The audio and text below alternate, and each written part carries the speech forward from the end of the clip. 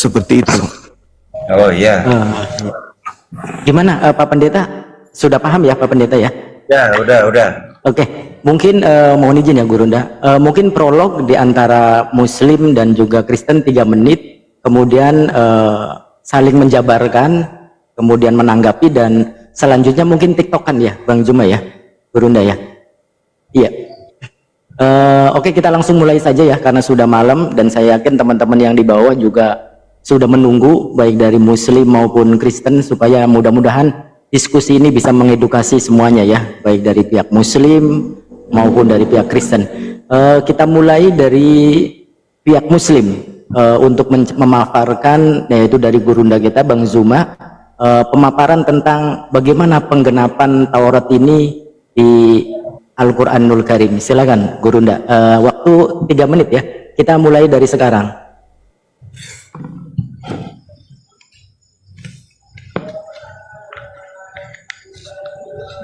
Gurunda siapa belum bicara? Ayo, 3 menit.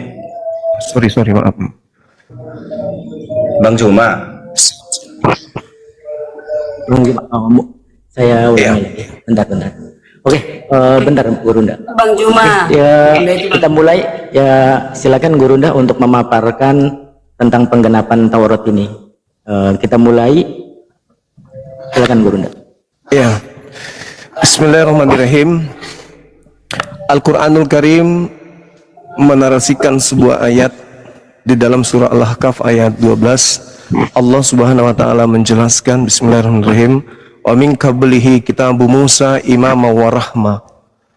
Jadi datang kepada Nabi Musa alaihi salam sebuah kitab sebagai petunjuk dan juga rahmat. Lalu kemudian Al-Quran diwahyukan oleh Allah, wa hadza kitab musaddiqul lisanan arabiyyah, dan kitab ini yaitu Al-Quran datang dengan lisan, dengan menggunakan bahasa Arab, liyunzira alladhina zalamu wa busyra lil muhsinin. Jadi Al-Quran datang untuk kemudian sebagai peringatan bagi orang-orang yang zalim dan memberi kabar gembira kepada orang-orang yang muhsin. Jadi ketika Al-Quran itu diwahyukan, Allah Subhanahu wa taala menjelaskan bahwa telah datang kepada manusia Al-Quran untuk menjelaskan Taurat, di mana hal ini apa yang dimaksud dalam kaidah-kaidah yang muncul di dalam Al-Quranul Karim itu adalah sebuah informasi akhir bahwasanya pada masa lampau, pada Nabi Musa dan bahkan kepada Nabi Isa dalam kaitan hal ini, Yesus dalam pandangan saudara Kristen itu sudah menyampaikan akan datangnya kemudian baginda Rasulullah Muhammad sallallahu alaihi wasallam. Jadi ketika telah datang Nabi Musa, lalu kemudian datang Nabi Isa dalam cakupan Yesus dalam pandangan saudara kami Kristen, terakhir datanglah kemudian baginda Rasulullah Muhammad sallallahu alaihi wasallam sebagai pelengkap dari semua ajaran yang ada, kan gitu.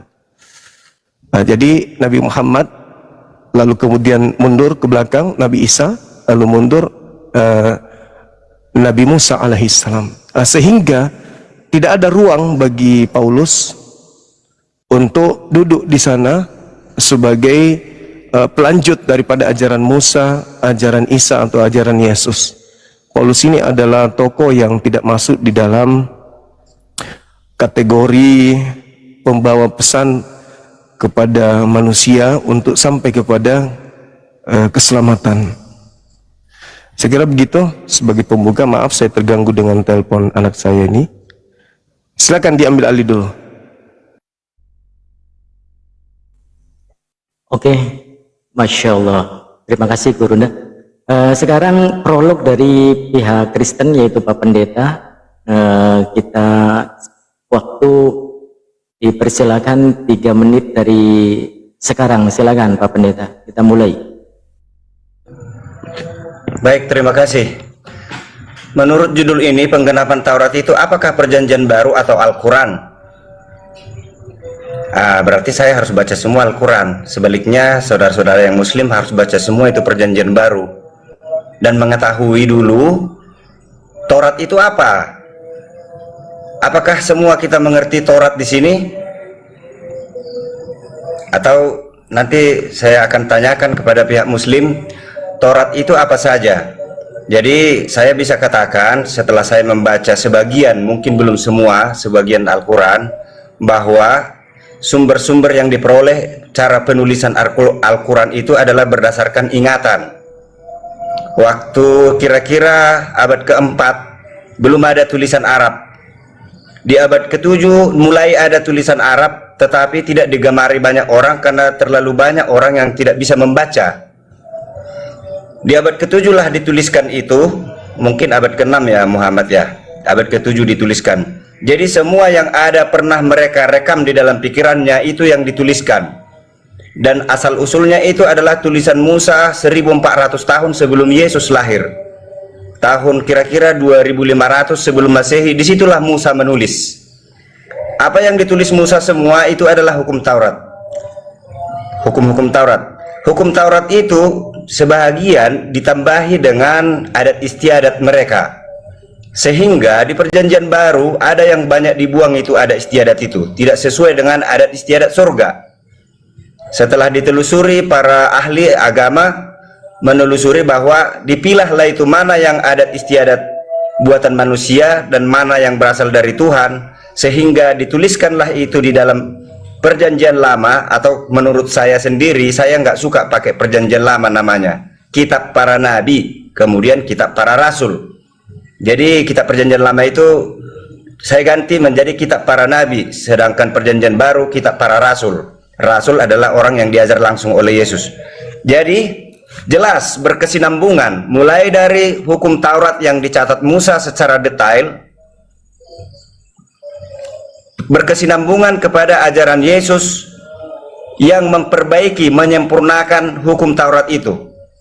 Jadi apakah semua Kristen memahami ini, bahwa Tuhan Yesus memperkuat lagi hukum Taurat itu, bahkan menambahkan lagi. Kenapa dia punya wewenang untuk menambahkan itu? Karena sumbernya dari dia sendiri. Jadi hukum Taurat sebelum ada di dunia, Yesus sudah membuat itu di surga, tetapi dicicil-cicil memberikannya ke dunia sesuai dengan kemampuan manusia untuk menerimanya. Karena kalau dikasih semua secara sekaligus, kemampuan manusia tidak sanggup menerimanya dan tidak relevan dengan keadaan pada saat itu. Jadi ada tahap-tahapnya, kebenaran itu terbuka. Oke, waktunya habis Pak Pendeta untuk prolog. Ya, jadi saya kekurangan waktu ya. Iya. Artinya kalau membahas nanti kita di sesi ini. Ya, ini kan prolog Pak Pendeta. Ini baru prolog. Nanti kita di sesi diskusi. Ini kita mulai untuk sesi yang kedua, kita mulai diskusi. Tadi itu prolog untuk menyampaikan sisi pendapat dari Muslim maupun dari Kristen. Ini baru prolog Pak Pendeta. Nah, ini sesi yang kedua, kita mulai diskusi atau debatnya untuk saling memberikan hujah masing-masing dengan waktu 5 menit, nanti ditanggapi oleh Pak Pendeta. Itu. Apa arti hujah? Saya nggak tahu. Hujah itu pendapat. Oh, kukira pendapat. Hujah, iya.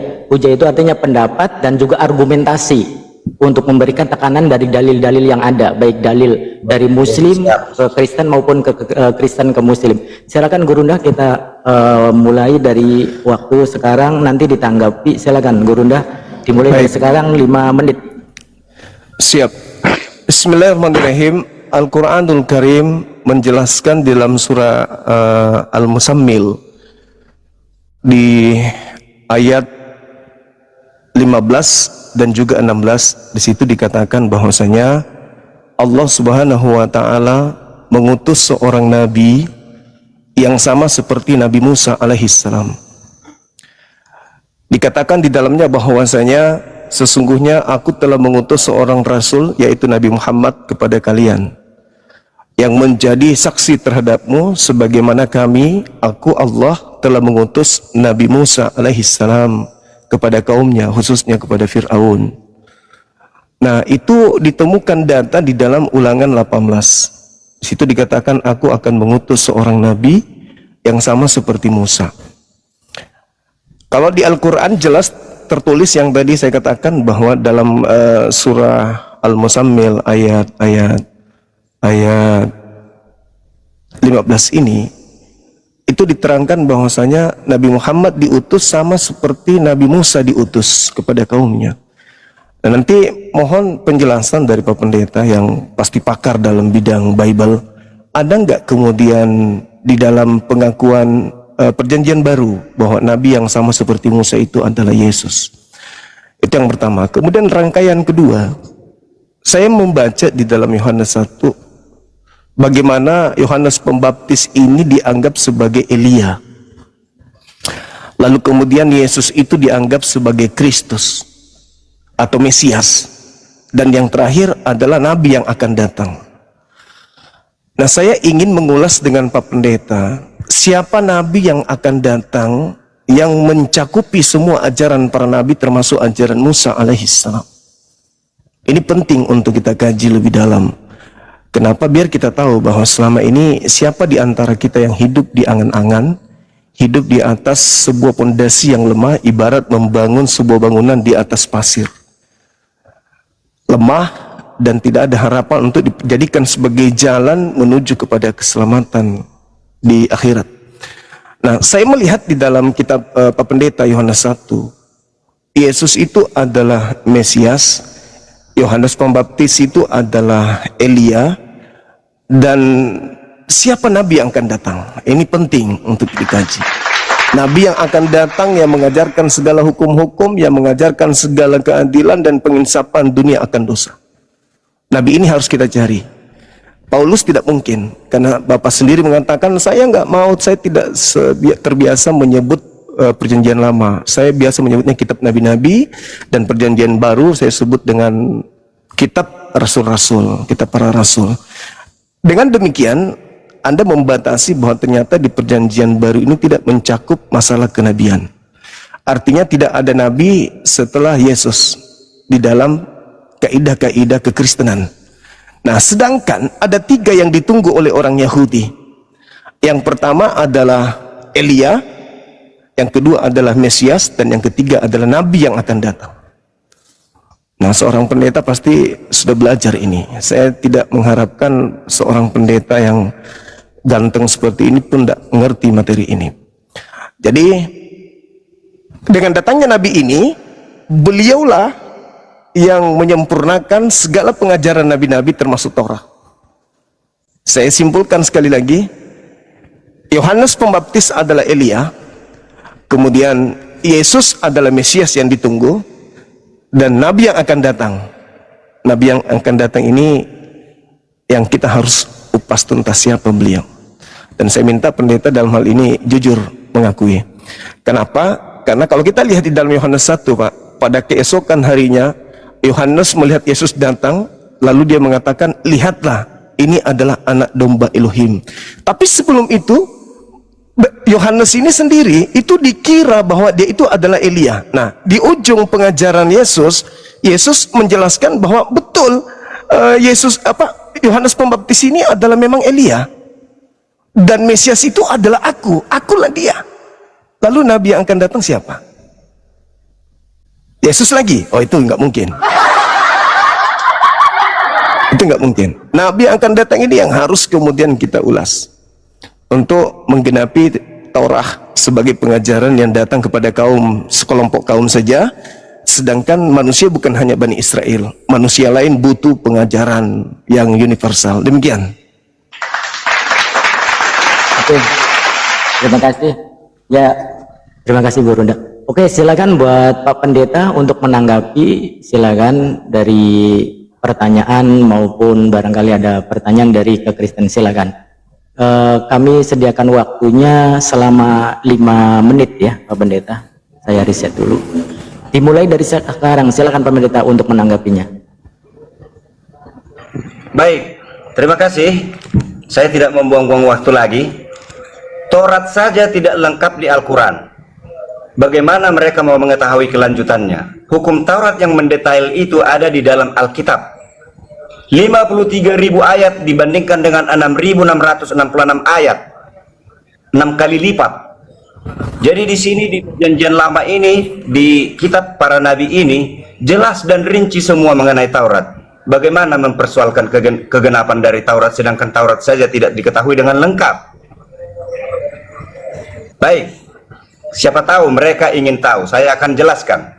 Nabi yang dimaksud itu, di Alkitab pun ada dituliskan itu, akan ada nabi dari antara saudaramu seperti Musa, dari antara saudaramu, bukan nabi dari luar Israel, saudaramu, itu satu.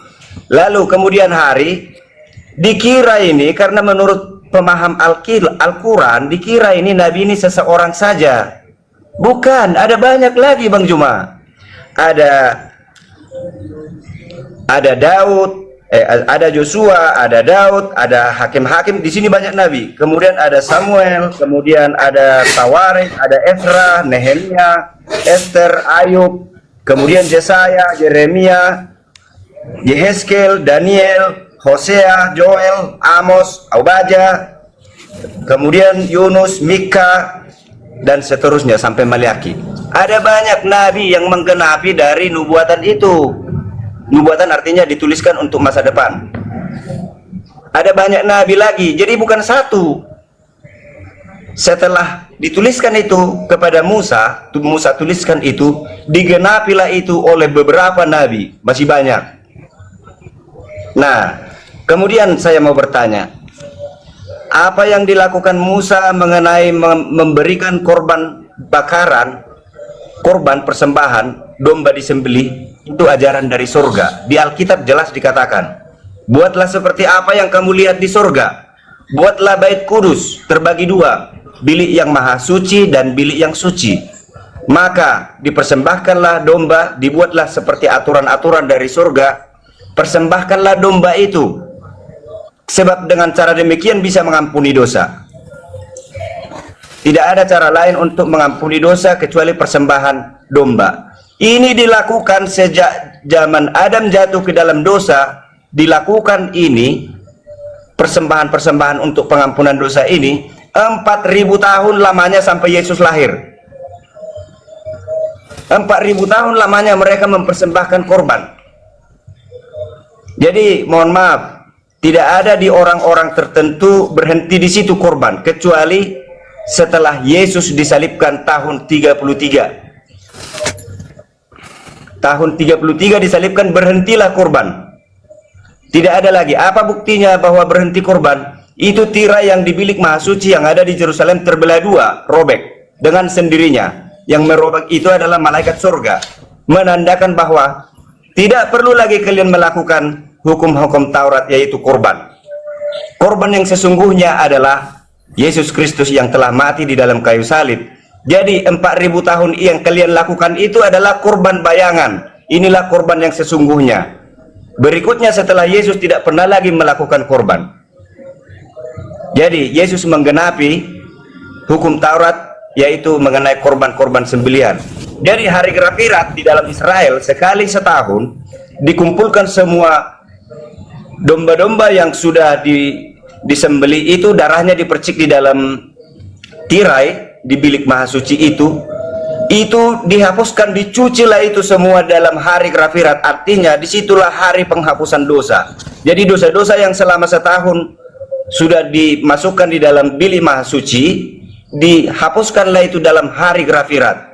Nah, yang paling penting di sini umat Kristen harus tahu, penyucian hari Gerafirat itu berasal dari surga. Yang melakukan itu hanya Yesus Kristus sendiri, masuk ke bilik yang maha suci, memulai pengadilan kepada orang mati di surga pada tanggal 22 Oktober 1844 sampai ke depan. Artinya dosa-dosa orang mati mulai dari zaman Adam sampai ke depan. Nah, kenapa saya katakan ke depan? Karena akan ada berhentinya di mana? Pada saat itu berhenti waktu ya. Pada saat itu berhenti, maka pengadilan kepada orang hidup akan dimulai. Sampai saat ini informasi masih digali. Waktunya habis Pak Pendeta. Ya, masih digali apakah. Oke, mohon izin Pak Pendeta. Ya. Saya selalu kekurangan waktu menjelaskan ya. 53.000 ayat ini banyak. ini diskusi soalnya Pak Pendeta. Kita bagaimanapun ini posisi diskusi ya, bukan ceramah maupun pidato. Di sini diskusi ataupun debat.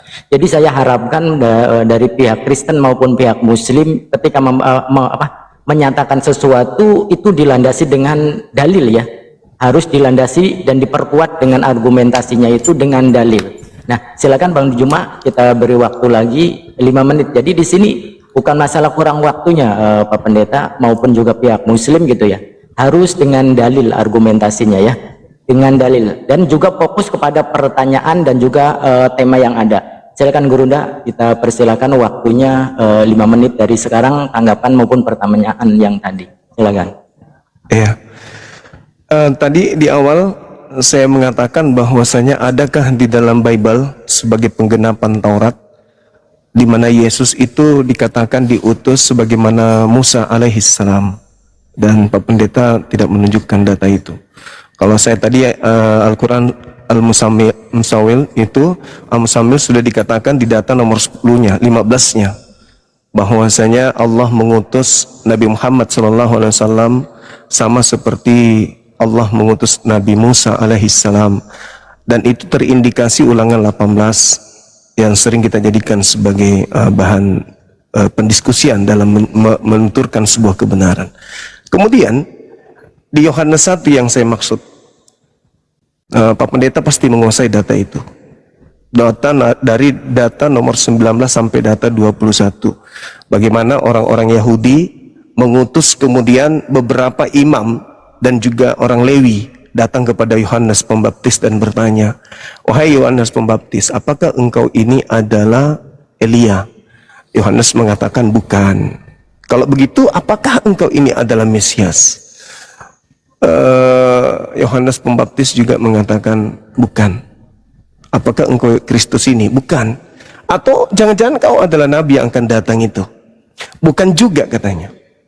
Jadi berdasarkan narasi yang dibangun di dalam kitab Yohanes, data 19, runut sampai data 40, itu jelas sekali bahwa memang Bani Israel di zaman Yesus, saya ulang lagi, di zaman Yesus, Bani Israel itu menunggu 3 sosok yang datang.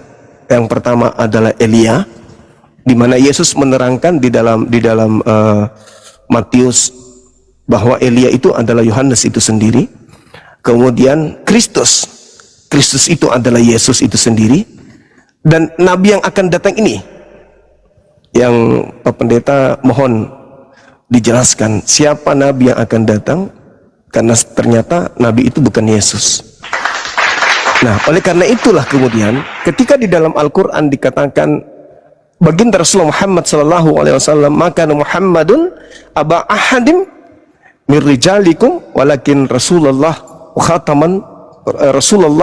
khataman nabiyyin." Beliau itu adalah rasul utusan Allah dan penutup para nabi. Wa kana Allahu bikulli syai'in alima. Dan Allah mengetahui segala sesuatu. Jadi Islam datang dengan Al-Qur'annya ini sebagai penutup ajaran para nabi. Dengan data yang saya bawa ya, Al-Qur'an surah Al-Ahzab ayat 40 tadi, Nabi Muhammad dikatakan rasul dan penutup para nabi. Nah, setelah Nabi Muhammad ini datang, seruan kepada Bani Israel, "Qad ja'akum rasuluna yubayyinu lakum." Ada nabi yang datang kepada kalian wahai ahli kitab, yaitu Nabi Muhammad SAW datang dengan membawa Al-Quran sebagai petunjuk. Al-Quran sebagai petunjuk, Islam sebagai jalan keselamatan. Nah, ini diterangkan. Jadi saya tidak ingin egois di sini membahas tentang Islam, bagaimana Nabi Muhammad diutus, wa ma arsalnaka illa rahmatan lil alamin. Saya nggak mau ke situ. Tapi saya ingin berpaku kepada pengetahuan Pak Pendeta tentang Nabi yang akan datang ini. Dan itu diucapkan zaman Yesus. Belum lagi kalau kita membaca Kisah Para Rasul 3, 22 sampai 23 atau 21, 22, 23. Bukankah di dalam Taurat akan diutus seorang nabi yang sama seperti Musa? Barang siapa yang tidak mendengarkan nabi tersebut akan dibasmi dari umat kita. Nah, yang terjadi pada zaman Yesus sebagai Kristus atau Mesias, dia yang dibasmi, dia yang dilenyapkan, dia yang dihilangkan.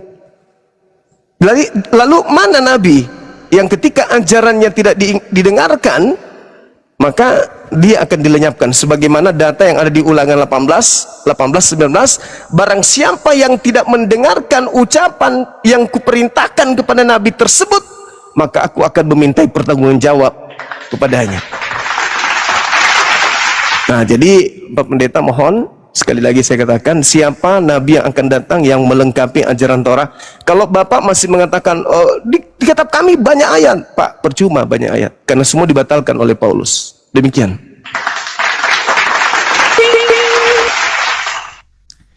Silakan. Oke, iya.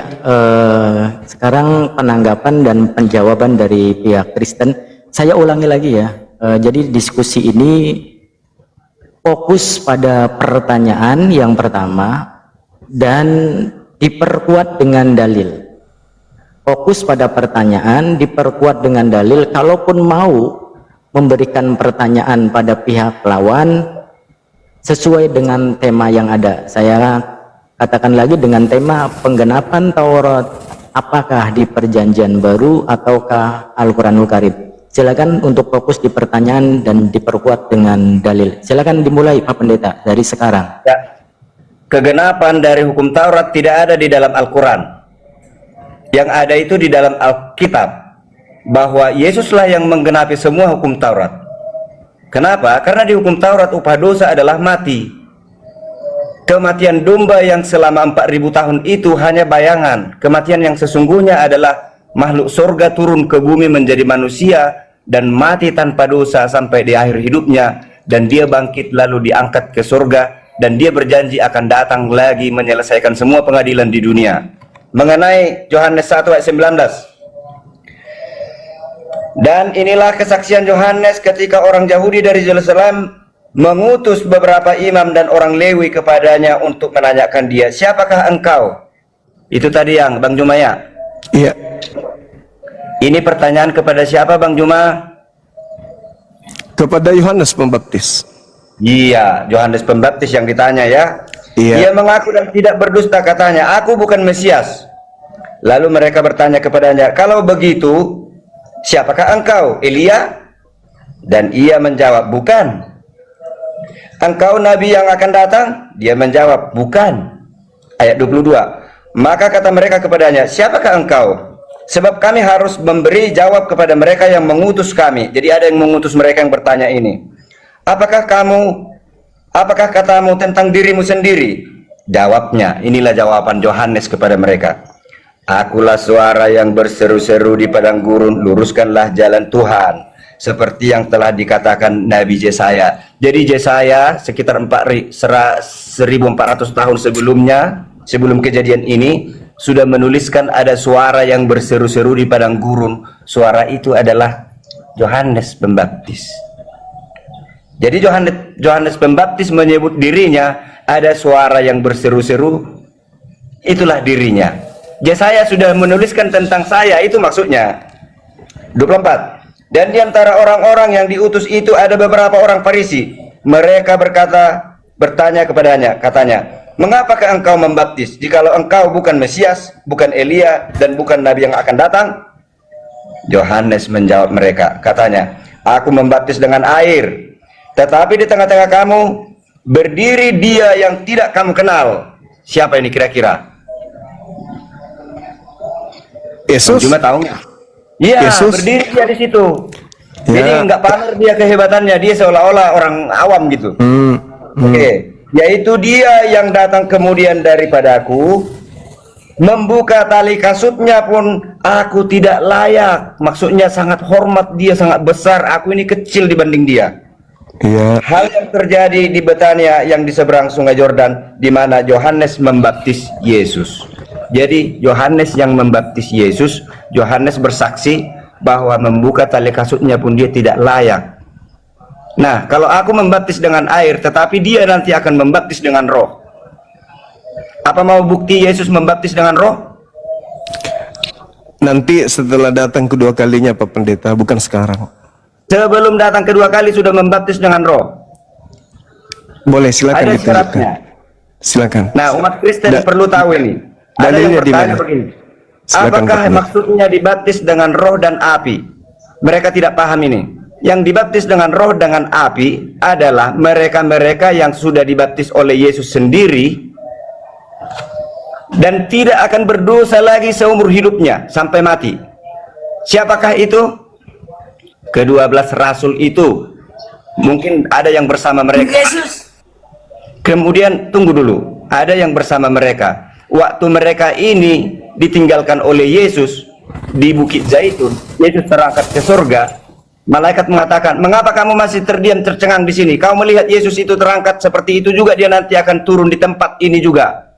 Lalu mereka pergi ke satu rumah, mereka berkumpul 10 hari lamanya berdua. Di akhir dari 10 hari itu, baru mereka kecurahan Roh Kudus, lidah-lidah api di atas kepalanya, dan mereka bisa berbicara dalam bahasa mereka, tetapi semua dunia mengakui bahasa yang mereka lakukan itu bahasaku. Kalau ada orang Batak di situ, bahasa Batak ku dengar. Ada orang Inggris, bahasa Inggris ku dengar. Itu bahasa roh yang mereka miliki. Dan boleh kita telusuri sampai di akhir hidup mereka ini. Ada yang mati disalibkan juga terbalik, ada yang digoreng, dicincang, ada yang dibuat di Pulau Patmos, di satu pulau kecil dikurungin. Mereka ini tidak ada yang mati sampai akhir dosanya, sampai akhir hidupnya. Terima kasih. Oke, ya, makasih. Mohon izin Gurunda. Kita untuk masuk ke sesi yang ketiga, kita akan tiktokan aja ya, Gurunda ya. Dan ini saya moderator hanya membatasi ketika masing-masing keluar dari konteks dan tidak menjawab pertanyaan itu. Jadi silakan Gurunda dan juga Pak Pendeta untuk tiktokan supaya mendapatkan poin daripada pertanyaan masing-masing. Gitu. Silakan Gurunda. Izin dikasih 30 menit aja tiktokannya, nanti tanya jawab lagi 30 menit. Iya, silakan. Jelaskan dulu mengenai tiktokan. Mohon maaf saya kurang TikTokan paham. itu saling bersautan untuk menjawab, tidak ada timer waktu, setengah jam. Jadi tiktokan saling menjawab, boleh langsung menanggapi. Mohon maaf kalau di sini nanti saya terus terang mungkin saya akan mundur kalau bersoal jawab, karena saya lihat selama ini udah 3 kali saya ikuti debat seperti ini dicurangi oleh moderator. Waktu saya bicara dipotong. Nah, ini saling sambar ini. Bentar, ini ada moderator Kristen juga, Bu Karyana. Nanti Bu Karyana Ada yang ini. Iya, masing-masing ada Ngalir aja, ngalir moderator. biasa, ngalir aja biasa. Pendeta. Biarpun dipotong, kalau memang kita udah konsep kuasai, nggak masalah. Iya, Silakan. jadi setengah jam ini tiktokan. Jadi kalau misalkan masih menjawab, silakan. Yang penting tidak keluar tema itu. Baik, kami juga kepada Gurunda memotong ketika Gurunda keluar dari tema. Silakan Gurunda. Iya, baik. Terima kasih. Yang pertama saya ucapkan kepada Pak Pendeta tadi mengatakan bahwasanya Yohanes Pembaptis itu adalah Elia. Lalu kemudian yang berseru-seru di padang gurun itu adalah beliau, dan yang berdiri di tengah-tengah mereka juga adalah Kristus atau Mesias yang adalah Yesusnya. Kita belum sampai kepada poin yang ketiga, yaitu Nabi yang akan datang. Nah, ini Pak Pendeta mohon dijelaskan, karena Yesus sudah ada di situ, bukan Nabi yang akan datang Yesus, karena dia sudah ada di tengah-tengah berdiri. Ya. Jadi Nabi yang akan datang ini menurut Bapak berdasarkan dalil, mohon dijelaskan, silakan. Ya. Jadi ada banyak nabi yang tertulis di Alkitab, namanya sudah populer sekarang ini, tapi di masanya mereka ditolak dan tidak dikenal dunia. Bahkan Israel sendiri tidak mengenal dia nabi. Jadi Nabi kalau ada akan nabi datang, mengaku-ngaku, mohon maaf, kalau saya bicara jangan disambari dulu. Kalau ada nabi mengaku-ngaku bahwa dirinya nabi, itu nabi palsu. Nabi yang Tapi akan dari datang, Pak. percakapannya, berita yang disampaikan adalah informasi dari surga untuk keselamatan dunia. Dari percakapannya, orang Nabi yang akan datang, bukan Nabi yang sudah datang, yang akan datang. Sabar dulu. Anda ini pondasi saja belum memahami, makanya bertanya mengenai Alkitab harus kuat pondasi supaya tahu ke depannya seperti apa. Sudah jelas itu, Jadi, Pak. Nabi yang akan datang. Bagaimana kita mengetahui nabi yang akan datang kalau tidak kenal nabi sebelumnya? Definisi nabi aja kita berbeda. Nggak tahu nabi yang akan datang seperti apa. Nabi yang lalu pun nggak ngerti. Ku jelasin dulu nabi yang sudah berlalu. Nabi yang akan datang, Pak. Jangan nabi yang berlalu. Itu cara Anda untuk menyembunyikan identitas nabi yang akan datang. Kamu bertanya perkalian, penjumlahan aja belum bisa itu kira-kira. Jangan terlalu lebay, saudaraku. Jelaskan aja nabi yang akan datang. Silakan. Nabi yang akan datang itu masih banyak lagi di atas Yesus ya. Hah? Bingung kau, Berarti kan? setelah Yesus masih ada nabi? Masih Ya, banyak. Ada Ya. dalil, silakan kasih dalilnya. Ya. Jadi Tolong kasih dalil. dikatakan di Alkitab bahwa mereka yang diurapi, 2 orang yang diurapi itu akan menjelaskan semuanya, termasuk juga roh Elia. Makanya roh Elia yang Anda Roh tanyakan, Elia itu sudah berlalu. Yang akan datang, Pak Pendeta. itu menurutmu, aku yang paham Alkitabku. Di masa ke Elia- depan, Elia sebelum itu siapa? kedatangan Yesus yang kedua kali akan Pak ada Pendeta. roh Elia. Sebelum Pendeta. kedatangan Yesus yang kedua kali, mohon Pak maaf saya Pendeta, mundur Anda nih. Kalau baca. berarti ngomong saya mundur. Ini TikTokan, Pak. Jangan emosian. Matius Enggak, 11 nomor 14, Elia yang ditunggu itu adalah Yohanes Pembaptis. Itu kata Yesus. Itu kata Yesus, Pak. Udah. Sudah saya menjawab. Nah, terus Elia yang Anda Saya maksud ngomong yang jangan mana? ditabrak ya. Ya, Jangan ditabrak ya. siap. Roh Elia itu 2 kali. Ah. Setiap ada kedatangan besar dari surga, harus ada Elia yang menuntun kepada kebenaran. Sekali itu di masa Yohanes Pembaptis, sekali masa yang akan datang. Akan datang Yesus kedua kali. Elia atau siapa yang datang lagi? Roh Elia ditulis di Alkitab. Berarti Elia Roh datang lagi akan datang. bersama dengan Iya. Yesus. Iya, makanya kasihan melihat kalian, pondasi aja Oke. belum kuat ku bilang. Tolong kasih dalilnya, Pak. Silakan. Tanya semua teologi Kristen bahwa roh Elia akan datang sebelum kedatangan Yesus kedua kali. Tolong kasih dalil. Tolong itu Karyana bantu di mana dikatakan bahwa ayat Alkitabnya bahwa dia akan menyelesaikan semua, menuntun kepada kebenaran. Artinya rahasia yang ada di Alkitab ini tidak lagi rahasia, dia membongkar semuanya sebelum kedatangan Yesus kedua kali. Ayatnya ada itu. Ya, silakan dibantu Bu Karyana. Silakan dibantu Bu Mungkin Karyana. searching roh Elia gitu. Ada. Jadi sudah roh berubah. Elia itu 2 kali. Yang Nabi Elia akan yang- datang ini, Pak. Bang Nabi Juma. yang ya, silakan. Saya mau bertanya, Elia yang sebenarnya bisa jelaskan nggak? Elia yang sudah naik Saya baca terangkat ya. ke surga. Ini kan Nabi yang akan datang, Pak. Kok jadi roh? Bacakan. Silakan dibaca. Ini saya baca, mungkin ini nyambung ya. Lukas 1 ayat 17.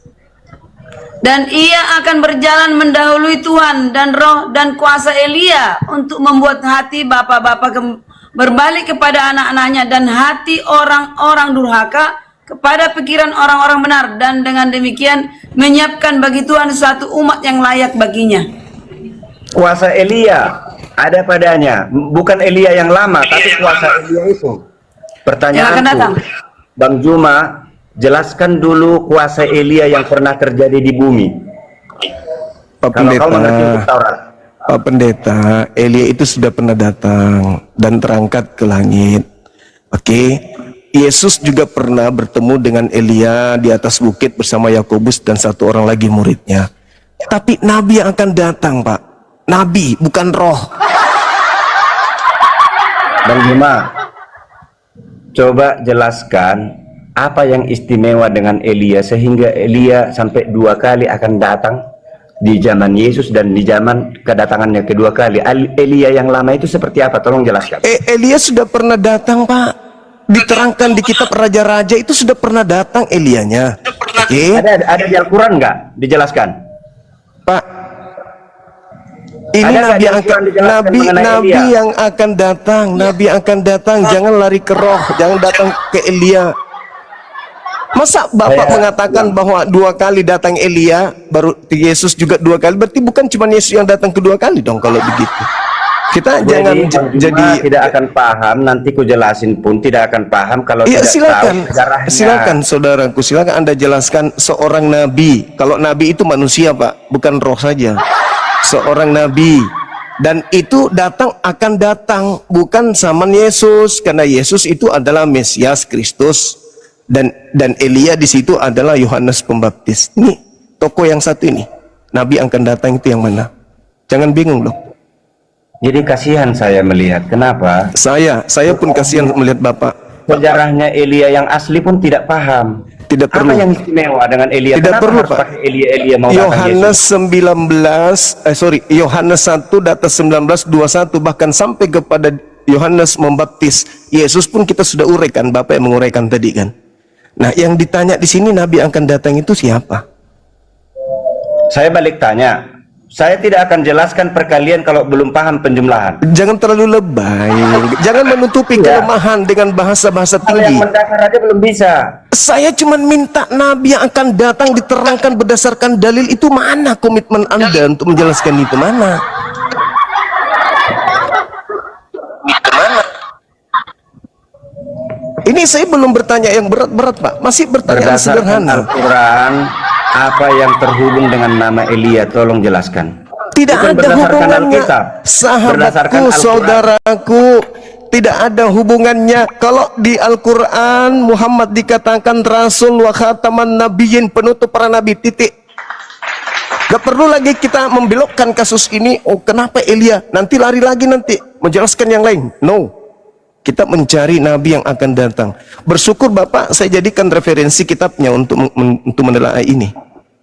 Kalau langsung ke Al-Quran kan nanti tidak enak jadinya. Ini saya minta Jadi di begini, kitab Anda loh. Kitab Anda loh. Mana kitab Anda itu? Di kitab Anda. Tolong terangkan ke Kalau kami. kitab saya dengarkan saya menjelaskan.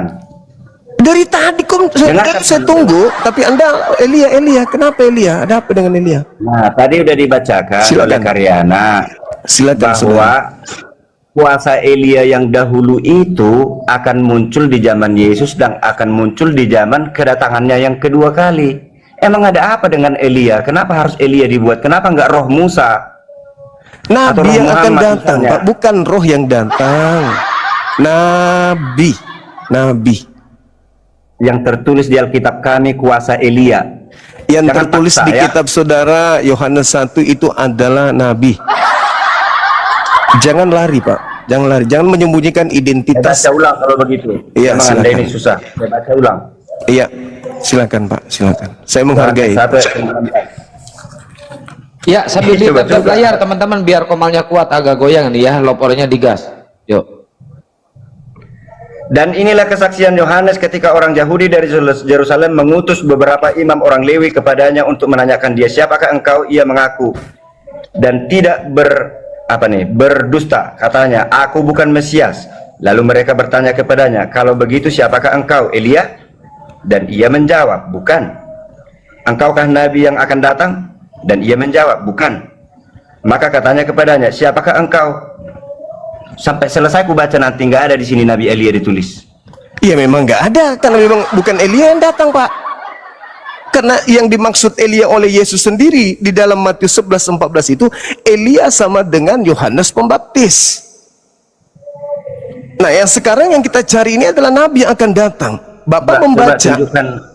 Tunjukkan dulu ayatnya itu yang Elia sama dengan Yohanes Pembaptis. Yesus yang mengatakan itu Matius 11 nomor 14. Mana ayatnya? Mana ayatnya? Silakan Anda baca. Ayatnya mana? Silakan. Matius 11 nomor ayat 14. 14 Indah.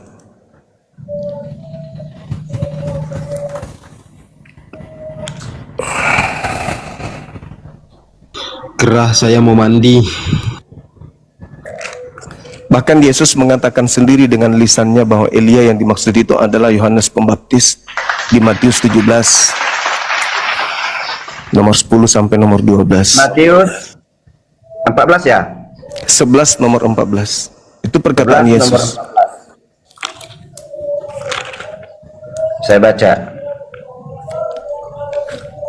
Nomor 14. Dan jika kamu mau menerimanya, ialah Elia yang akan datang itu. Iya, siapa di situ? Gantian Belum saya tahu. bertanya. Yohanes Pembaptis. Enggak, dengar dulu. Silakan. Di sini kan belum ada dikatakan begitu. Jangan nambah-nambahi dulu. Makanya, Pak. Silakan. Anda baca dari data sebelum dan sesudahnya. Dan Silakan. jika kamu menerimanya, ialah Elia yang akan datang itu. Berarti ada Elia zaman dahulu kan? Ya. Ada lagi Elia yang akan datang. Ya, siapa itu? Menurut Yesus. Elia yang zaman dulu harus kenal dulu. Ada nggak di Al-Quranmu? Ya Allah ya Karim, Pak. Nggak usah pakai sandiwara. Nih saya bantu. Matius 17 nomor Tidak ada, 10, nomor 11, nomor 12. Elia itu sama dengan Yohanes Pembaptis. Jadi ini udah lari dari penerapan Yesus yang hukum mengatakan Taurat. Iya. Moderator. Nabi Ini yang lari akan dari Beda, penerapan. beda. Penerapan Nabi hukum yang Taurat. Beda. Kok jadi masalah Nabi? Saya sudah jawab tadi. Nabi yang akan Setelah datang Musa, inilah yang mengajarkan segala sesuatunya tentang hukum-hukum, keadilan dan pengisapan dunia akan dosa. Paulus nggak masuk dalam golongan ini. Kalau Anda masih kurang data, silakan Matius 10, Matius 17 nomor 10, nomor 11, nomor bukan kurang 12. data. Untuk apa Anda mempunyai data banyak tapi tidak mengerti? Pengertiannya yang berharga, bro.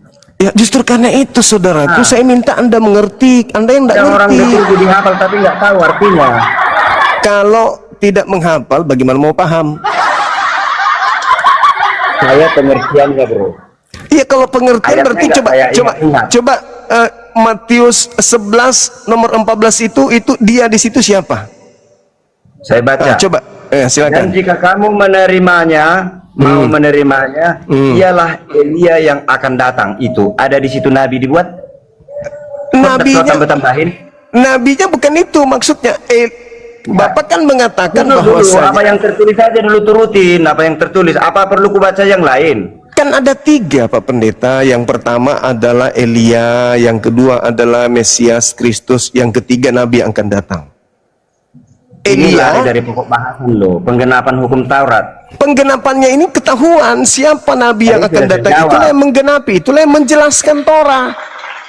Apakah di hukum Taurat yang digenapi Muhammad? Supaya saya jelaskan apa yang digenapi Yesus. Tunggu dulu, jangan ke situ dulu, abangku, jangan ke situ dulu, jangan timpang dalam kita menjelaskan materi membawa ini. arah pembicaraan kemana? Yang penting jangan lari dari judul. Pertanyaan Anda sudah lari dari judul.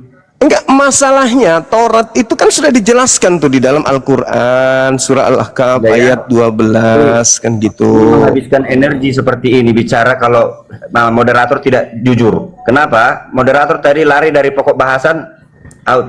Moderatornya Bu Karyana, Ito Karyana moderatornya, Pak Pendeta.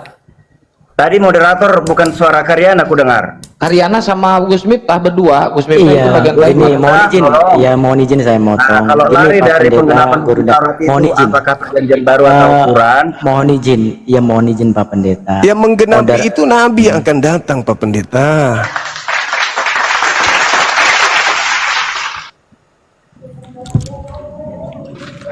Santai aja, santai. Santai aja, santai aja, Kasih santai. saya waktu. Ya, Saya Jangan akan membaca baca-baca di Alkitab. bawah ketikan. Dengerin. nomor 7-nya coba Di Anda dalam baca. Matius 5 mulai dari ayat 17. Saya mau membuktikan bahwa Yesus menggenapi hukum Taurat. Bagus, bagus Pak. Jangan. Kalau Bapak mau lari ke situ, ini Bapak keteteran betulan kalau bahas itu. Sesuai dengan judul, malah Elia aja nggak kau ngerti. Yang Nabi aslinya yang seperti akan apa. datang. Berarti kita anggap Bapak nggak ngerti Nabi yang akan datang, Pak ya? Yang akan mengajarkan Karena penyempurnaan ada yang hukum Taurat. dahulu Elia yang akan datang 2 kali lagi. 2 kali lagi akan datang. Iya, Elianya sudah datang di tengah-tengah mereka, Pak. Yohanes Pembaptis. Itu sekali. Elia aslinya Yang kedua sudah kali pernah di mana? datang di Saman Raja-Raja, di pengkhotbah juga diceritakan. Itu nggak Jadi bisa begini ya. dipungkiri. Elia sebelum naik ke surga, Sebenarnya sudah ada datang. 3 kali. Berubah lagi. Pertama, dengar dulu. Elia yang asli belum ada disebut tentang kehebatannya dia. Tapi setelah Elia yang kedua, tetapi kuasa Elia itu katanya di kedatangan Yesus yang kedua, Elia yang sudah lama. Makanya aku tanya, ada apa keistimewaannya Elia? Kenapa bukan kuasa Musa yang dibilang? Karena Paham Elia nggak yang itu? Elia sebagai petunjuk jangan berseru-seru kemudian di padang gurun yang adalah Yohanes Pembaptis. Elia turun untuk membaptis Yesus. Itu kan pengakuan Yesus sendiri. Coba Anda baca di Matius. Dengan Matius kata lain 11 ya. begini. Kuasa Elia itu selalu pembuka jalan. Ya, Matius, Yohanes lah itu. Yohanes lah Nanti itu. pun di hari yang akan datang, kedatangan Yesus yang kedua kali, Pembuka jalan maksudnya di situ semua isi Alkitab ini, ada banyak rahasia di sini akan terbuka oleh dia. Mungkin seseorang tapi rohnya itu ada sama dia, kuasa itu ada. Ya, kepada nabi itulah. Nah, siapa nabi itu? Kalau aku bilang nanti umat Kristen juga punya. Ya, Yang mengerti, yang mengerti, yang Pak Bombom mengerti nabinya, firman. Luga Tambunan. Gak usah sebut, gak usah Gak sebut. usah sebut namanya. Ya. Gak usah sebut namanya. Yang mengerti firman. Ada syaratnya. Elia yang terakhir yang akan datang itu, dia bisa membuka semua rahasia isi Alkitab. Siapakah itu yang bisa? Dialah dia. Jadi Elia lagi yang datang sebagai nabi yang akan datang. Iya. Di mana Masih dalilnya? ada lagi. Makanya bro, Suara bukarnya feedback. Di mana dalilnya ada itu, Pak? berbagai-bagai nabi sebelum Musa, sebelum Yesus, sesudah Musa, sebelum Yesus. Masih banyak nabi. Dipikir kalian hanya satu orang. Ya, Banyak sekarang lagi. Udah aku sebut tadi namanya.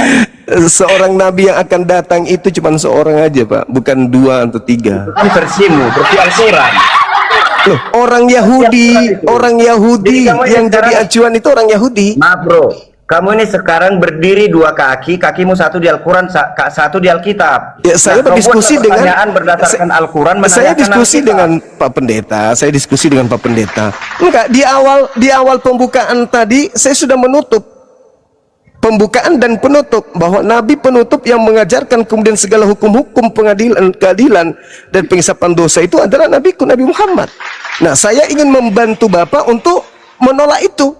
Buktikan bahwa bukan Nabi Muhammad dengan cara Anda menunjukkan nabi terakhir atau nabi yang akan datang setelah Yesus itu siapa.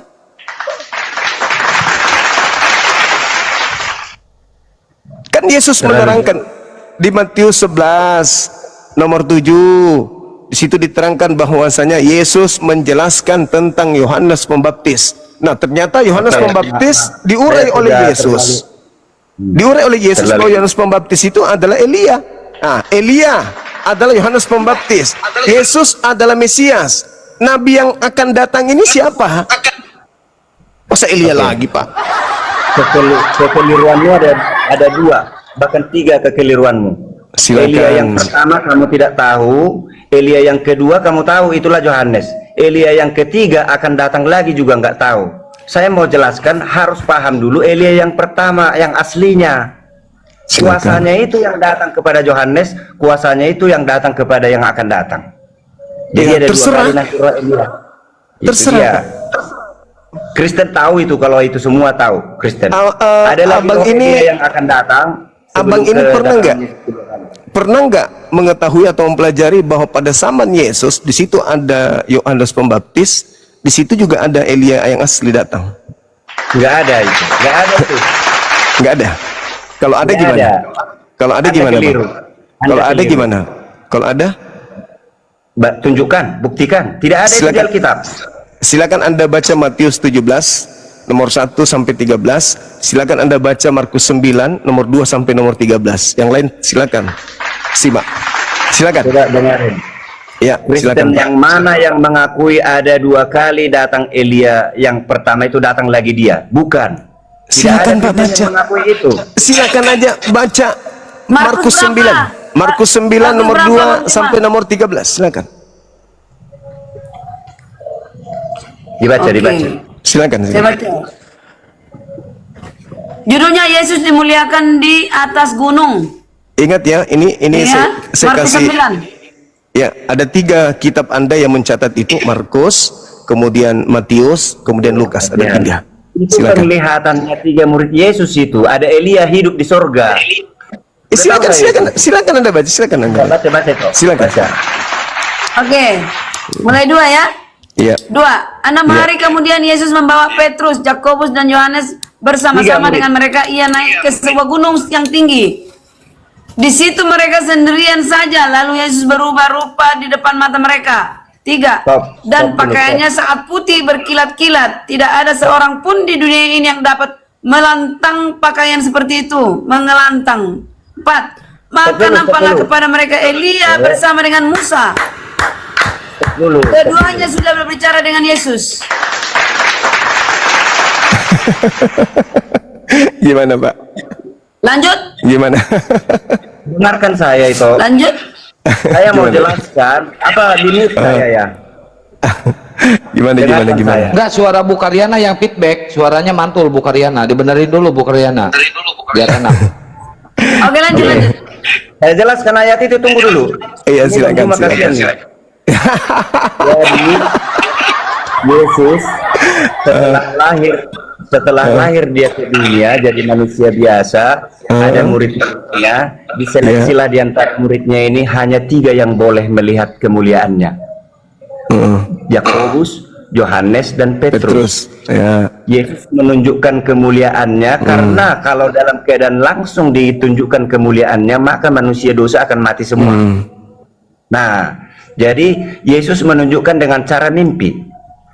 Jadi pada saat mereka ini bertiga tertidur, Yesus menampakkan kemuliaannya. Pada saat dinampakkan kemuliaannya dengan baju yang terang tadi, di situ ada Musa dan Elia bercakap-cakap dengan Yesus. Mereka lihat. Di mana itu? Di surga kan? Kok di surga? Baca ulang. Memang tidak dikatakan di surga. Ya berarti Anda ngarang.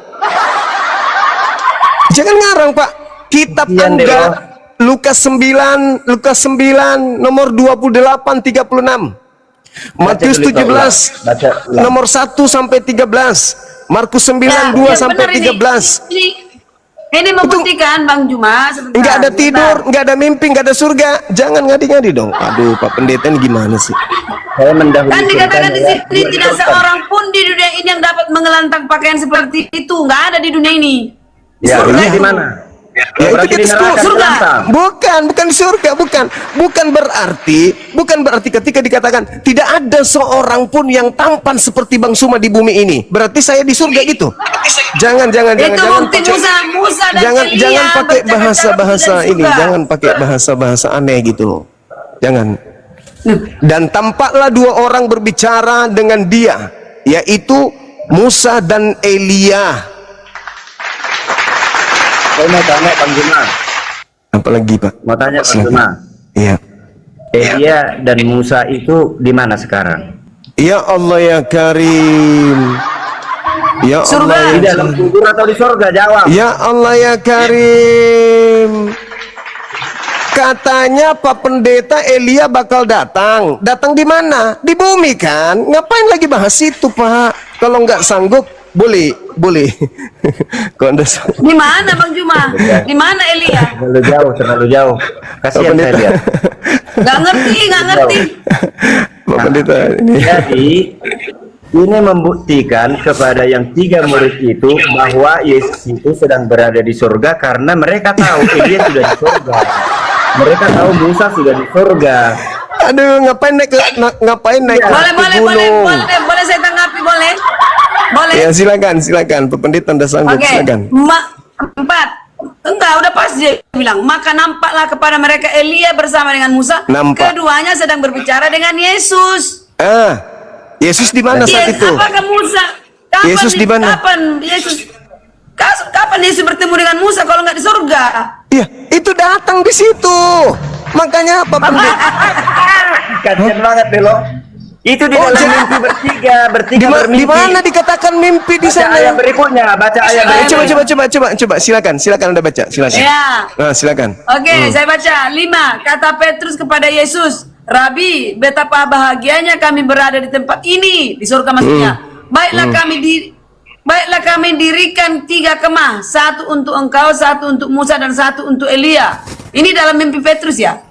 Ia berkata demikian sebab tidak tahu apa yang harus dikatakannya, karena mereka sangat ketakutan. Maka datanglah awan menaungi mereka, dan dari dalam awan itu terdengar suara, inilah anak yang kukasihi, dengarkanlah dia. Terus? Kata Bapak. Ya, terus. Ya, dan sekoyong-koyong waktu mereka memandang sekeliling mereka, mereka tidak melihat seorang pun lagi bersama mereka, kecuali Yesus seorang Katanya di surga. Terus. Katanya di surga. Ternyata tertidur dari tadi. Katanya di surga.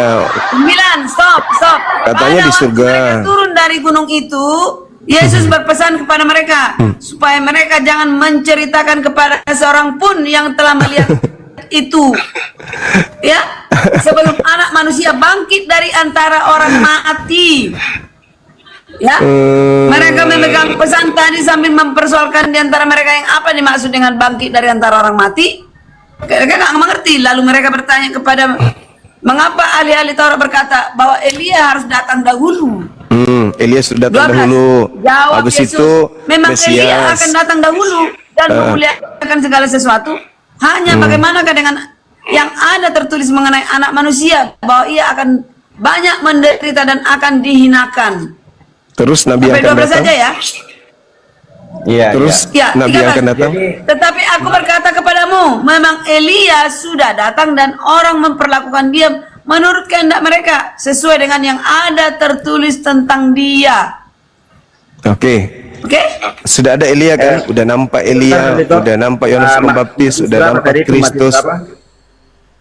Markus 9 ayat 2 sampai ayat 13. 13. Markus 9. Iya, Ya. Markus 9 2 sampai 13. Sampai 13. Iya, Jadi nggak pernah bertemu. Jadi Musa Nabi- tidak pernah bertemu Nabi- Yesus kalau nggak di surga. Jadi Nabi yang akan datang gimana? Dibahas gak nih? Bisa ini Nabi yang kok akan datang tambahin. nih? Ini kayaknya Karyana, ini kan suatu Yesus di bukit, turunlah Musa dan Elia mendatangi Yesus. Betul Bu Darbi. Betul Bu Darbi. Boleh ngomong kita loh. Jangan gitu lah. Mana di surga ini Karyana, Pak Pendeta? Jangan kau toko-toko, jangan kau toko-toko Karyana, jangan toko-toko Pak Pendeta Ringo-Ringo. Ini di bumi nih, waktu di bukit itu didatangi Musa lah, didatangi Elia lah, Yesus dalam cahaya. Ah, ya kan? Jempol Terbangunlah buat Buddha. murid-muridnya, ditengok lah itu, Kapan? kok bercahaya? Siapa itu? Sebentar ya, boleh diam ya, Begitu loh sebentar ya. sayang. Betul. Maaf. Bentar. Saya baca dulu ya, ini Alkitab, saya nggak tafsirkan. Di dalam Lukas 9 ayat 28.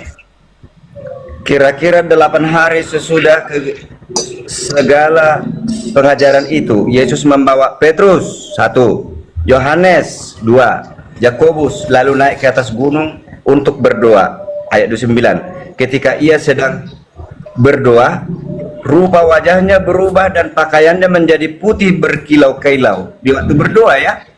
Waktu Yesus berdoa, mereka ini bertiga ngapain? Iya, berdoa. Kalau murid-muridnya lagi tidur, mereka terbangun. Aduh. Kira-kira nih, ketika ia sedang berdoa, ia siapa? Yesus kan?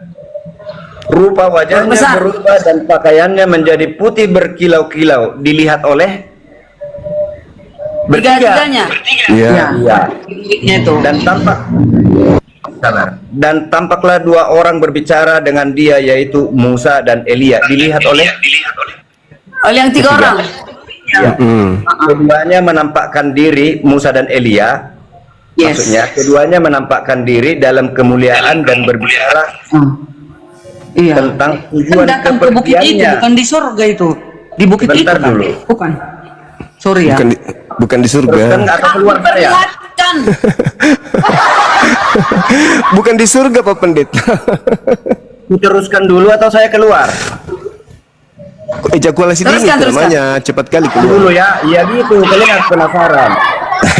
Keduanya menampakkan diri dalam kemuliaan dan berbicara tentang tujuan kepergiannya yang akan digenapinya di Yerusalem. Sementara itu Petrus dan teman-temannya telah tertidur, dan ketika mereka terbangun, Jangan emosi, Pak Pendeta, jangan emosi. Baca tiga-tiganya, baca nomor tiga-tiganya. mereka melihat siapa? Yesus dalam kemuliaannya. Baca tiga-tiganya. Nomor tiga-tiganya silakan. Ayat Tiga-tiga. ini Lukas 9 ayat 32. Sementara itu Petrus dan teman-temannya tertidur, dan ketika mereka terbangun melihat Yesus apa nih? Terbangun Yes. melihat Yesus dalam kemuliaannya. Pertanyaan, Tiga-tiganya dong. apakah di bumi ini yang sanggup melihat Yesus dengan kemuliaannya? Enggak ada hubungannya. Nomor Siapa? tiga-tiganya. Muridnya yang tadi, muridnya. Yakobus. Tidak langsung kan? Harus Betul. tidur dulu di dalam mimpi, kau bisa lihat bro, kata Yesus. Enggak, baca tiga-tiganya Pak Iya. Pendeta. Jangan bikin malu jemaat. Dua orang yang berdiri di dekatnya itu. Sudah bangun di Dan situ? ketika sebentar. Sudah bangun?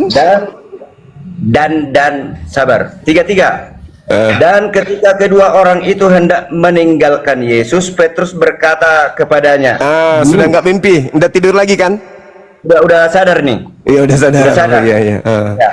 Guru, betapa bahagianya kami berada di tempat ini. Di mana itu tempat itu? Di gunung kan? Di bukit Di itu. gunung. Iya, di bukit itu. Dia bermimpi di bukit. Tapi yang dilihat di surga. nggak bermimpi, dia berbicara di situ melihat. Saya ulangi. Bohong begini mah nggak bagus lah kalau bohong Ketika begini. dia sedang berdoa, rupa wajahnya berubah dan pakaiannya menjadi putih berkilau-kilau, dan tampaklah dua orang berbicara dengan dia, yaitu Musa dan Elia. Keduanya menampakkan diri dalam kemuliaan dan berbicara tentang tujuan kepergiannya dan akan digenapinya di Yerusalem. Sementara itu Petrus dan teman-temannya tertidur, dan ketika mereka terbangun, mereka melihat Yesus dalam kemuliaannya. Di dalam Mohon tidur izin, itu ada yang kelewat Pak Pendeta. Ada telahnya itu. Ada telahnya itu, mohon izin ya. Mohon izin. Sementara itu Petrus dan teman-temannya telah tertidur. Ya, telah tertidur. Setelah Dan kejadian ketika dia mereka tertidur. terbangun, dan terbangun. ketika mereka terbangun Terbangun. dan mereka melihat Yesus dalam kemuliaannya, dalam keadaan bangun. Oke. Lalu setelah Dan bangun apa kedua- yang mereka lihat? Dan kedua orang yang berdiri di dekatnya itu. Dan ketika kedua orang itu hendak meninggalkan Yesus, ya. Jadi Yesus tidak bisa menampakkan diri langsung kepada mereka, harus dengan cara demikian. Baca terus Pak, nomor 34-nya di tiga-tiganya. Ini. Oke, siapa? 33. Ya. Dan ketika kedua orang itu hendak meninggalkan Yesus, Petrus berkata kepadanya, Guru, betapa bahagianya kami berada di tempat ini. Baiklah, kami dirikan sekarang 3 kemah. Satu untuk engkau, satu untuk Musa, dan satu untuk Elia. Itu kata siapa? Tetapi kata Petrus, Berarti Petrus lihat. Itu sudah sadar Pak, udah tidur lagi Petrus. kasihan dulu, nggak lucu. Jadi yang dilihat Petrus itu, nah ini yang nggak mereka paham ya. Aduh. Cuma ini kan, Tapi gini, Pak Ringo izin Pak Ringo ya. Pak Ringo izin Pak Kalian Ringo. tidak- Udah Rom, nggak ada ilmu, nggak ada ilmu udah. Rom, udah nggak ada ilmu. di saat ini Kau itu nggak ada ilmu. Jelas data di situ sudah di terbangun. saat ini Sudah terbangun ditulis data oleh di situ. Lukas. Arom diam dulu. Di saat ini ditulis oleh Lukas, Markus, dan Matius. Itu Elia dan Musa sudah berada di surga sebelumnya. Yesus mau menunjukkan kepada di situ- ketiga ini. di situ dikatakan, kalau kau bisa, dan- maaf dulu. Kalau kau bisa melihat Elia dan Musa, kau tahu bahwa Elia sudah ada di surga, Musa sudah ada di surga. Inilah aku di surga. Jadi tidak sanggup kau melihat kemuliaanku ini kalau langsung, karena kalau yang mulia bertemu dengan yang dosa pasti binasa. Gimana ceritanya nih kok dibolak-balik orang di mana Petrus Kapan melihat Elia juga dengan kok. Musa dengan Yesus bertemu kalau tidak di surga, saudara? Ketika kedua orang itu hendak meninggalkan Yesus, Petrus berkata kepadanya. Berarti Petrus melihat Elia dan Iya, Musa juga. Karena Petrus takjub dengan penglihatan itu. Mohon izin dulu dah. Ini saya bacakan ya, untuk menegaskan saya bacakan nih. Pak Pendeta Bukariana, coba simak baik-baik nih ya. Dari 32 ya, dari nomor 32 ya. Lukas 9 nomor 32, mohon izin. Kak Darni, Nanti kejadiannya di dulu, bukit, Bukariana. diperlihatkan di surga. Bukariana, saya bacakan dulu secara runtut ya, supaya untuk mempertegas saja. Dari Lukas 9 nomor 32. Sementara itu Petrus dan teman-temannya telah tertidur, dan ketika mereka terbangun, mereka melihat Yesus dalam kemuliaannya, dan kedua orang yang berdiri di dekatnya itu, nomor 33, dan ketika kedua orang itu hendak meninggalkan Yesus, Petrus berkata kepadanya, Guru, betapa bahagianya kami berada di tempat ini. Baiklah, kami dirikan sekarang 3 kemah. satu untuk engkau, satu untuk Musa, dan satu untuk Elia. Tetapi Stop dulu, stop. Petrus, Stop nanti dulu, dulu Minta. saya selesaikan Stop, dulu stop. Bu Karyana. Dulu. Bu Karyana, saya Stop dulu. membaca. Apa arti kemah itu? Nanti Apa arti kemah dulu. itu? Boleh ditanggapi kalau saya sudah selesai, boleh ditanggapi. Tetapi Itu satu pertanda. nanti dulu Bu Karyana, nanti dulu. Nanti boleh Peringatan. ditanggapi. Nanti dulu Bu Karyana, saya cuma membacakan. Tetapi Petrus tidak tahu apa yang dikatakannya itu. Udah? Silakan. Nah, tadi saya salah pengertian memang mengenai ini. Ini saya jelaskan ulang ya. Nggak apa-apa, salah saya akui salah, saya jujur bro. Jadi begini, ada dua kali yang dilihat oleh ketiga murid ini. Satu, Yesus dengan kemuliaannya setelah mereka terbangun. Itu satu. Lalu satu lagi, Yesus bercakap-cakap dengan Elia dan Musa di dalam tidur mereka lihat. Coba baca ulang, simak ulang. Ada yang mau membaca atau saya yang baca? Yang mana baca yang mana? saya Baca baca yang ulang mana? ya. Jadi ada dua kali penglihatan. Jadi Mereka bertiga. Sekali dilihat Yesus bercakap-cakap dengan Elia dan Musa. Itu dilihat di dalam tidur. Jangan bikin dulu pakai echo. Mungkin ada yang apa nih? Bukan, Sabotase. ini Bu Karyana suaranya mantul-mantul dari tadi. Dibenerin dulu sinyalnya Bu Karyana. ngerti gua charger ini kali, charger ini. Ya, Ini matiin dia, dulu jadi- chargernya. Ada dua kali penglihatan yang berbeda. Satu penglihatan di waktu tidur, satu lagi penglihatan setelah terbangun. Itu yang tertulis di sini. Simak ulang. Mau? Kita simak ulang ya.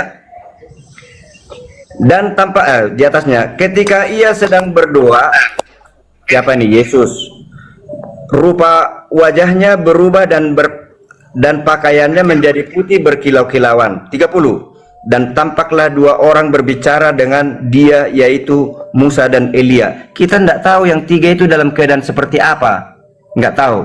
Barulah di ayat kemudian kita tahu setelah mereka terbangun. Keduanya menampakkan diri dalam kemuliaan dan berbicara tentang tujuan kepergian Yesus. Tujuan kepergian Yesus yang akan digenapinya di Yerusalem. Dia akan mati kan nanti. 32. Sementara itu Petrus dan teman-temannya telah tertidur.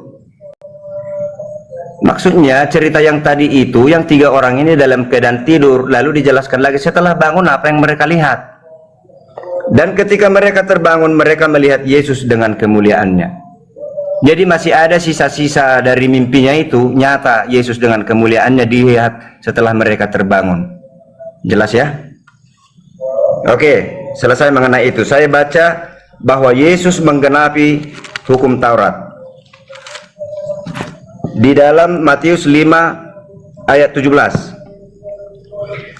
Yang menggenapi hukum Taurat tidak boleh orang lain kecuali hanya Yesus, dialah korban yang sebenarnya. Setelah dia tidak ada lagi korban selanjutnya. Begini perkataan Yesus di dalam Matius 5 ayat 17. Janganlah kamu menyangka bahwa aku datang untuk meniadakan hukum Taurat atau kitab para nabi. Aku datang bukan untuk meniadakannya, melainkan aku untuk menggenapinya. Siapa yang menggenapinya? Muhammad? Yesus. Iya, karena aku berkata kepadamu, sesungguhnya selama belum lenyap langit dan bumi, satu iota atau satu titik pun tidak akan ditiadakan dari hukum Taurat sebelum semuanya terjadi. Karena itu siapa yang meniadakan salah satu perintah hukum Taurat sekalipun yang paling kecil dan mengajarkannya demikian kepada orang lain, ia akan menduduki tempat yang paling rendah di dalam kerajaan surga. Jadi dari perkataan Yesus ini terbukti dialah pemilik hukum Taurat itu. Suka-suka dia hukum itu. Nah, sekarang coba tunjukkan di mana kekuasaannya Muhammad tentang hukum Taurat. Ini sudah jelas kekuasaan Yesus mengenai hukum Taurat. Dia yang menggenapinya. Saya tantang nih Bang Juma, jelaskan kekuasaan Muhammad tentang hukum Taurat berdasarkan Al-Quran. Oke. Pak, jadi gini. Ketika Anda membaca Matius 17 itu, jangan kau menyangka aku datang meniadakan. Aku datang menggenapi. Menggenapi itu melengkapi, bukan menghilangkan, bukan membatalkan, bukan menghapuskan, bukan menggantikan dengan yang lain. Nah, di situ dikatakan, barang siapa yang meniadakan setitik dari Taurat, meskipun yang paling terkecil, lalu mengajarkan kepada orang lain, maka dia akan menempati tempat terhina dalam kerajaan langit. Pertanyaannya, apakah Paulus meniadakan hukum Taurat meskipun yang terkecil? Meniadakan. Anda salah mengerti itu. Nanti mengenai itu. Tapi begini. Salah mengerti pula. Ya. Siapa? Barang siapa yang meniadakan setitik pun dari Torah, meskipun yang paling terkecil, dia akan menempati tempat terendah. Jadi Anda yang lebih tahu Alkitab, Saya kan baca. Anda pakarnya. Saya tidak doktrin, saya baca. Saya tidak membutuhkan perpuluhan, saya doktrin. Saya tidak ada tendensi apapun. Gitu loh Pak. Nah sekarang Matius nomor 20-nya, sabar dulu, gantian kita. Nomor 20-nya, ketika dikatakan, jika hidup, oleh karena itu aku berkata kepadamu, jika hidup keberagamaanmu tidak lebih benar, tidak lebih baik, tidak lebih sempurna dari hidup keberagamaan ahli Taurat dan orang Farisi, kau tidak akan bisa masuk ke dalam surga. Al-Quran menggenapi itu. Inna dina indallahil Islam. Nah, ada nggak ajaran agama Kristen disebutkan setelahnya sebagai penggenapan agama yang lebih baik dari agama ahli Taurat? Ada Pak? Advent atau Advent mungkin? Ada disebut Advent? Nggak ada Pak. Ya silakan. Sementara itu dulu, silakan. Jadi supaya jangan menurut Anda pengertian saya sendiri, tanya orang-orang Kristen yang ada di sini, apa maksudnya Yesus menggenapi hukum Taurat? Ada Ibu Dian di sini. Pasti penyaliban. Tak nyambung. Bukan, jangan lama-lama sok pintar dulu. Kamu Jadi nggak ngerti apa? Alkitab. Jadi Mereka yang jawab. ya, silakan. Penggenapan itu menurut saudara apa? Pengetahuan umum ini bukan pengetahuan umum aja Yesus- Anda nggak bisa. Yesus Oke, berkata, coba. satu titik satu iota, jangan kau rubah hukum. Iya. Yesuslah menggenapinya. Iya. Iya, Jelas. penggenapannya kan ada terurai dari data nomor 21 sampai 48 kan itu. Enggak jadi Advent orang ketika mendalami apa yang Yesus maksud itu, enggak jadi Kristen orang. Nggak jadi Islam juga. Nggak Jadi Islam Muslim juga. dong. Jadi Muslim. Dia sama sekali nggak ada pengertian tentang Alkitab, kebenaran. Tunggu Pak. Tunggu saudaraku. Coba 21-nya apa yang dikatakan? Coba baca sendiri.